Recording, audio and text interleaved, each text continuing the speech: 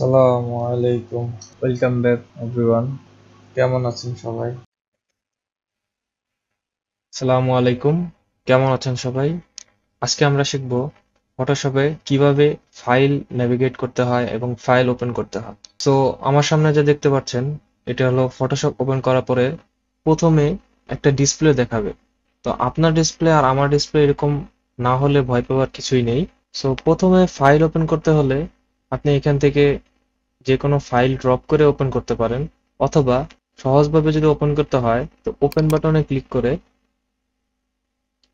যে ফাইলটি ওপেন করবেন সে ফাইলটিতে যেতে হবে এবং ওপেনে ক্লিক করতে হবে। এভাবে ওপেন হয়ে যাবে আপনার যে ফাইলটি নিয়ে কাজ করবেন সে ফাইলটি। সো এখন দেখি কিভাবে এই ফাইলটি ক্লোজ করতে হয়। আপনি এখানে ক্রস বাটন ক্লিক করলে এটি ক্লোজ হয়ে যাবে।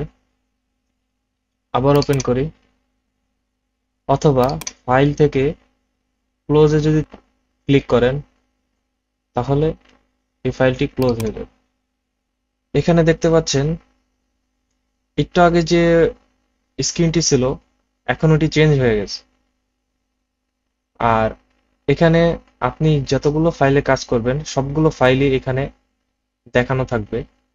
যেমন আমরা একটু আগে এই ফাইলটি ওপেন করেছিলাম, তো রিসেন্ট ফাইলে দেখাচ্ছে যে এই ফাইলটি 31 সেকেন্ড আগে ওপেন করা হয়েছে। ভিউ চেঞ্জ করতে পারেন এখান থেকে, যেমন লিস্টেড ভিউ দেখাবে অথবা থাম্বনেল ভিউ দেখাবে। আরেকভাবে ফটোশপে ফাইল ওপেন করা যায়, সেটা হলো ফাইল থেকে ওপেন বাটনে ক্লিক করলে ওপেন করতে পারবেন। আচ্ছা, এটা ক্লোজ করে দিই। এখন চলুন দেখা যাক আমাদের এই ডিসপ্লেটা কিভাবে চেঞ্জ করা যায়। আপনি যদি চান যে এই ডিসপ্লেতে না আসবে তাহলে আপনি চেঞ্জ করতে পারেন উইন্ডোজে গিয়ে ওয়ার্ক স্পেস এবং যে কোনো একটি ওয়ার্ক স্পেস সিলেক্ট করতে পারেন। চলে আসলো। এখন চলুন দেখা যাক কিভাবে আপনি স্টার্ট স্ক্রিনটা পুরোপুরি বন্ধ করে দিতে পারেন। তো তার জন্য আপনার এডিট থেকে প্রেফারেন্সে যাওয়া লাগবে, তারপর জেনারেল,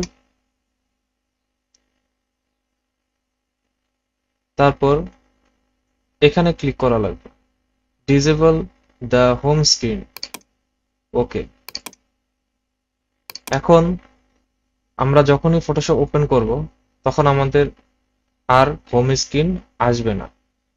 তো আমি চাই আমার হোম স্ক্রিনটা আসুক, এজন্য আমি যেভাবে ছিল সেভাবেই রেখে দেব।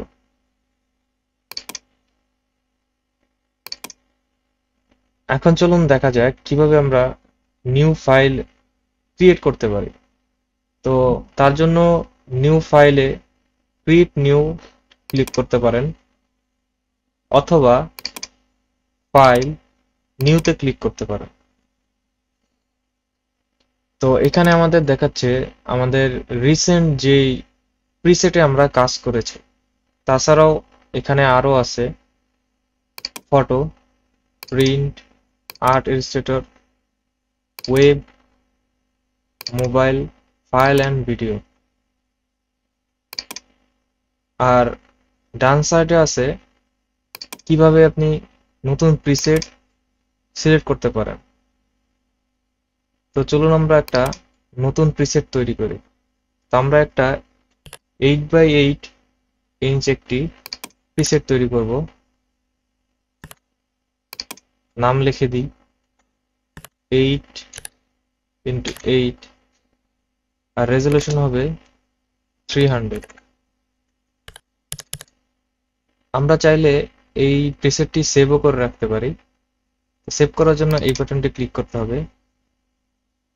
এখানে নেম দিয়ে দিই 8x8 300, সেভ প্রিসেট। এই যে আমাদের সেভ প্রিসেট, আমরা যে প্রিসেটটি সেভ করেছিলাম তা এখানে দেখাচ্ছে। তো ক্রিয়েট বাটন ক্লিক করলেই এই প্রিসেটটি তৈরি হয়ে গেল। তো আজকে এই পর্যন্তই। আর আপনাদের কোনো কিছু জানা থাকলে কমেন্ট বক্সে কমেন্ট করতে পারেন। আর ভিডিওটি ভালো লেগে থাকলে লাইক করবেন, সাবস্ক্রাইব করবেন এবং ভিডিওটি শেয়ার করে আপনাদের ফ্রেন্ডদেরকেও জানিয়ে দিবেন। আপনাদের লাইক সাবস্ক্রাইবই এই চ্যানেলটিকে গ্রোথ করতে সাহায্য করবে। তো see you guys on the next video. আসসালামু আলাইকুম, ভালো থাকবেন সবাই।